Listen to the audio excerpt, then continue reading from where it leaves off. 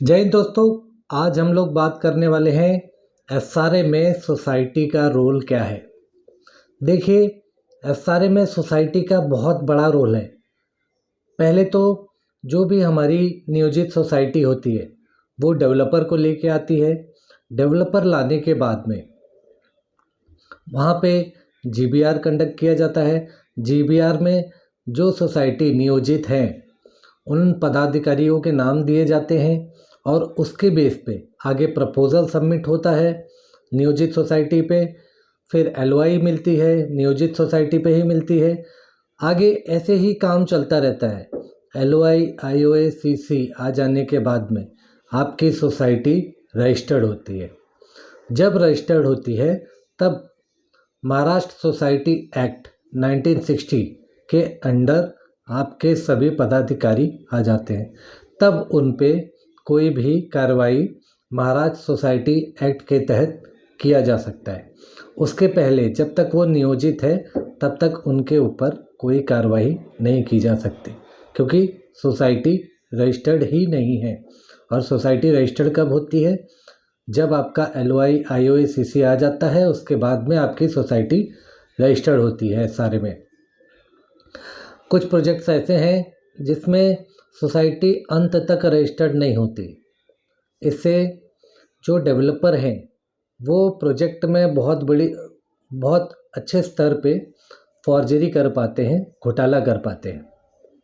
लेकिन ज़रूरी ये है कि सोसाइटी रजिस्टर्ड हो एलओआई आईओए आ जाने के बाद में। अब देखिए, सोसाइटी का रोल क्या है।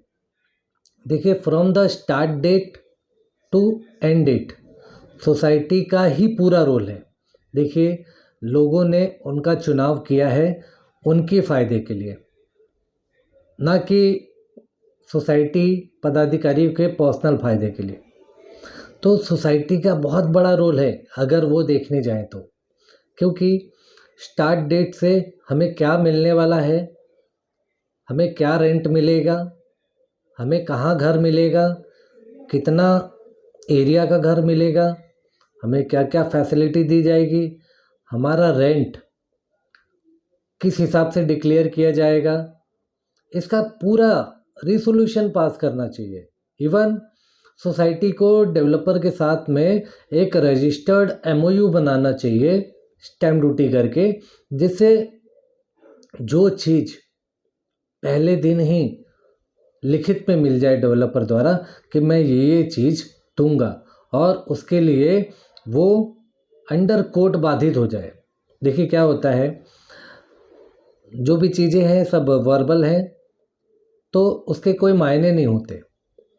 तो सोसाइटी जो पदाधिकारी हैं उनका रोल ये है कि लोगों के लिए ही काम करें। अब कैसा है, लोगों के लिए जब काम करेंगे तो हर एक चीज़ डॉक्यूमेंट पे लें। डेवलपर से साथ में एमओयू कर रहे हैं तो जो कंडीशंस है पहले दिन ही पूरे कंडीशंस एमओयू पे आ जाने चाहिए, जिससे क्या है, हम कल के डेट में डेवलपर को अगर एसआरए अथॉरिटी नहीं ले जाते हैं तो डायरेक्टली कोर्ट में खींच सके। अब इसमें क्या होता है, क्या क्या तय करना है आपको।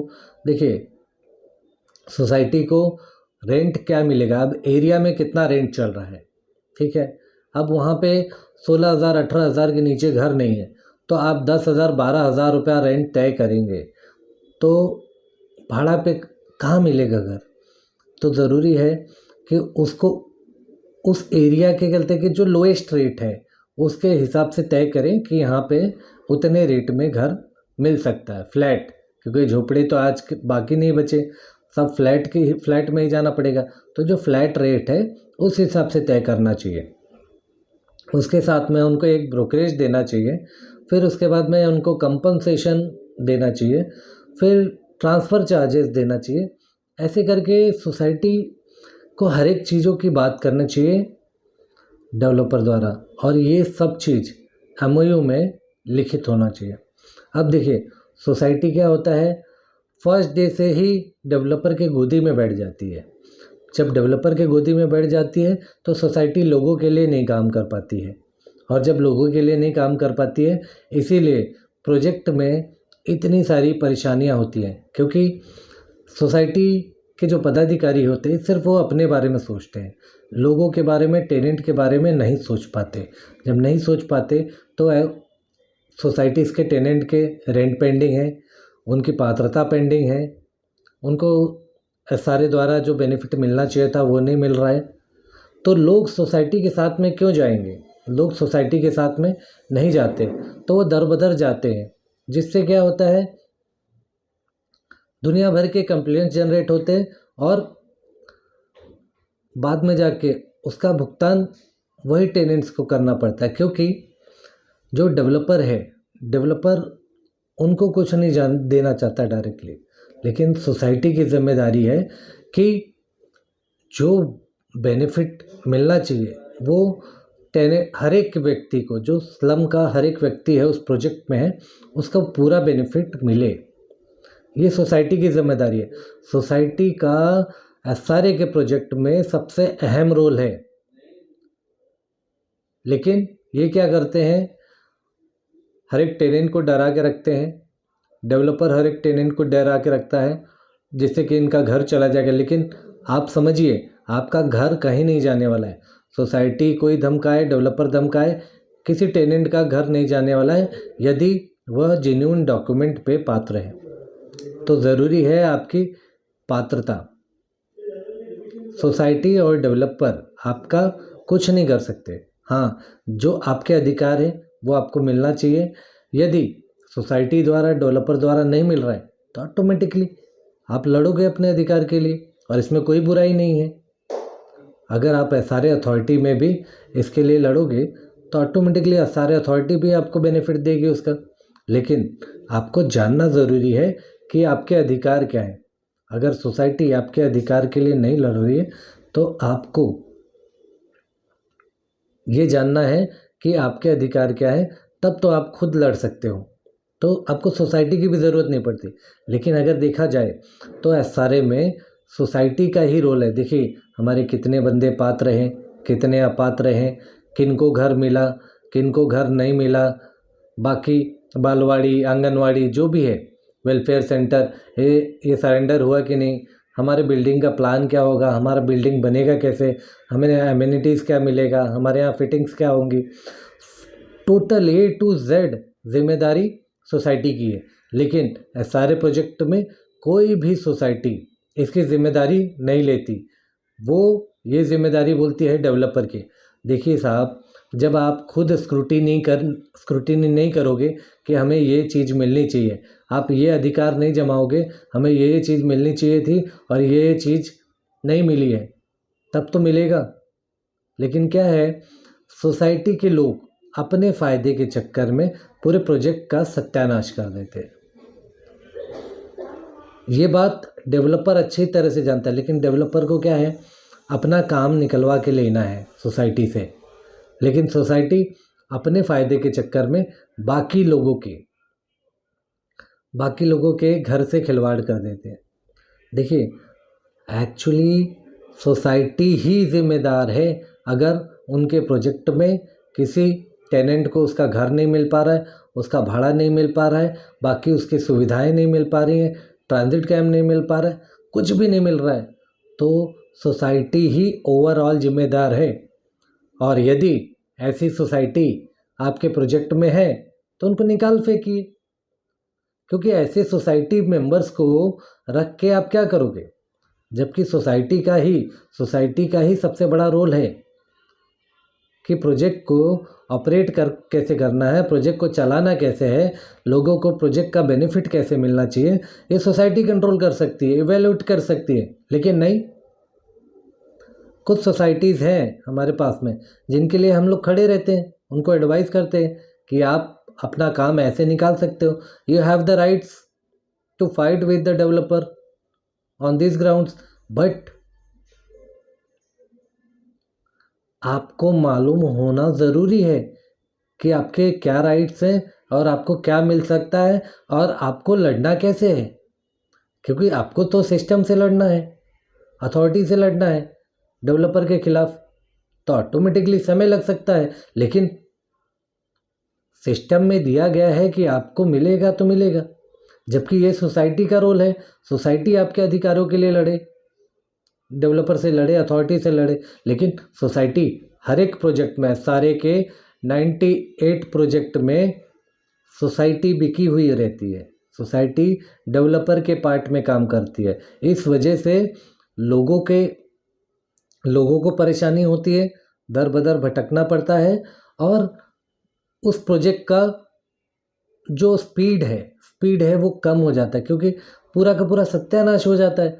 क्योंकि देखिए कैसा है, 50 लोग हैं आपके एरिया में, अपने कॉरपोरेटर को कंप्लेन करेंगे, आपके एमएलए को कंप्लेन करेंगे, आपके एमपी को कंप्लेन करेंगे, लेकिन लास्ट में होता क्या है, ये लोग कंसर्न अथॉरिटी से अप्रोच करते हैं और फिर बैकआउट हो जाते हैं, और टेनेंट वहीं का वहीं, उसके फ़ायदे का कोई नहीं सोचता, सब के सब आए और गए, लेकिन टेनेंट तो वहीं का वहीं है।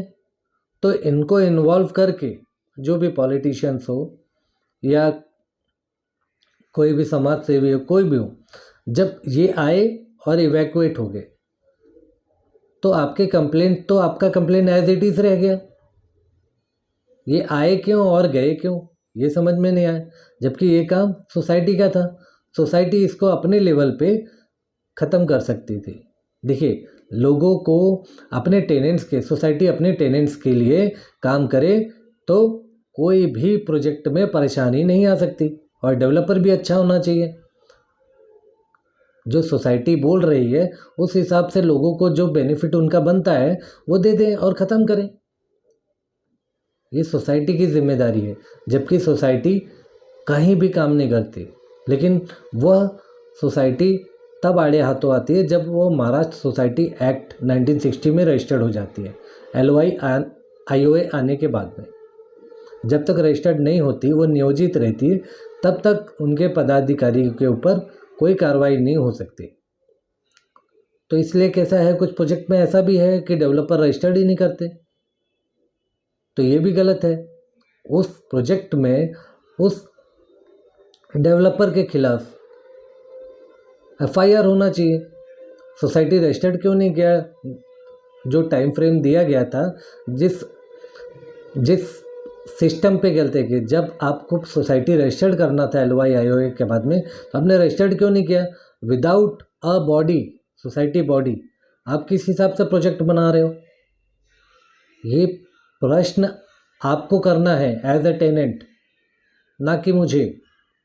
देखिए, हर एक प्रोजेक्ट में हर एक टेनेंट की जिम्मेदारी है, हमारा प्रोजेक्ट क्या बन रहा है, कैसे बन रहा है, क्या मिलेगा हमें, ये जानना बहुत ज़रूरी है। और इसके लिए अगर आप खड़े होते हो तो कोई बुराई नहीं है, क्योंकि आप अपने हक के लिए खड़े हो रहे हो, और अपने हक के लिए आप नहीं खड़े हो रहे हो तो ऑटोमेटिकली आपको कुछ नहीं मिलेगा, और आपके लिए सोसाइटी भी कुछ नहीं करेगी, डेवलपर भी कुछ नहीं करेगी, कोई नेता भी कुछ नहीं करेगा, और अथॉरिटी भी कुछ नहीं करेगी। ज़रूरी है कि आपको अपना हक मिले। देखिए, सोसाइटी अपना रोल नहीं प्ले करेगी, सोसाइटी डेवलपर के लिए ही काम करती है, डेवलपर की पैरेलल बॉडी हो जाती है सोसाइटी SRA में। इस वजह से कोई भी काम नहीं हो पाता ढंग से टेनेंट्स के, जो कि होना चाहिए, उसको स्ट्रीमलाइन किया जा सकता है। अब देखिए, अब हम बहुत सारी सोसाइटीज़ है जिसको क्या बोलते हैं कि हम गाइड करते हैं, ठीक है, हम तो अप्रोच करते हैं कि भाई देखिए, सबके लिए एक मंच होना चाहिए, सोसाइटी, डेवलपर, टेनेंट्स, सबके लिए एक मंच होना चाहिए, वहाँ पे ख़त्म करिए मुद्दे को। लेकिन नहीं, सोसाइटी डेवलपर एक साइड और टेनेंट एक साइड, तो क्या आपके अधिकार नहीं मिल पाते उसमें। तो ज़रूरी है सोसाइटी को अपना रोल प्ले करना। देखिए, सोसाइटी अपना रोल नहीं प्ले करती तो सोसाइटी के साथ में लड़ना कैसे है, डेवलपर के साथ में लड़ना कैसे है, सोसाइटी को उनकी जगह दिखानी कैसी है। आप इस मुद्दे पे हमसे चर्चा कर सकते हैं, हम आपको बताएंगे। यदि वो आपके लिए काम नहीं कर रहे तो उनको कैसे काम सिखाना है वो हम बताएंगे आपको, लेकिन ज़रूरी है आपको अधिकार मालूम हो। तो सोसाइटी की बहुत बड़ी जिम्मेदारी है सारे प्रोजेक्ट के अंदर। यदि प्रोजेक्ट खराब होता है तो उसकी जिम्मेदारी भी सोसाइटी की है, और यदि प्रोजेक्ट कंप्लीट होता है और लोगों को उनके बेनिफिट्स मिल जाते हैं तब पर भी ये सोसाइटी की जिम्मेदारी है। अब सोसाइटी डिसाइड करे कि लोगों को उनका हक दिलाना है या नहीं दिलाना है। या तो उनको डेवलपर के गोदी में बैठे रहना है। देखिए, मेरी बात कड़वी लग रही होगी, लेकिन सच है। जब आप अपने टेनेंट्स के बारे में नहीं सोचेंगे तो दूसरा कैसे सोचेगा? और यहीं पे जो टेनेंट है वो खुद अपने बारे में नहीं सोचेगा तो उसके बारे में कोई क्या सोचेगा? तो ज़रूरी है आप अपने अधिकार जानें, सोसाइटी के साथ में कैसे आप व्यवहार कर सकते हो, डेवलपर के साथ में कैसे व्यवहार कर सकते हो, और अथॉरिटी के साथ में कैसे व्यवहार कर सकते हो। यदि आपको ऐसा लगता है कि ये तीनों लोग, तीनों अथॉरिटी आपको मदद नहीं कर रही, तो आप हमसे मदद कर सकते हैं। हम आपको राह दिखाएंगे कि आपको करना क्या है। लेकिन सोसाइटी का ही सबसे बड़ा रोल है सारे प्रोजेक्ट में। या तो बन रही है या तो ख़राब हो रही है, इसमें सोसाइटी ही जिम्मेदार है। तो आज हमने डिटेल्ड बात किया सोसाइटी के रोल के बारे में, सोसाइटी की क्या क्या जिम्मेदारियां हैं और उनको क्या क्या करना चाहिए। ऐसे ही हम और भी मुद्दों पे, एसआरए के और भी मुद्दों पे बात करेंगे। आप हमारे साथ टच में रहें और हमारे वीडियोस देखते रहें, इसको शेयर करते रहें। आगे मिलेंगे और नए मुद्दे के साथ में। चलिए विदा लेते हैं। जय हिंद, जय भारत।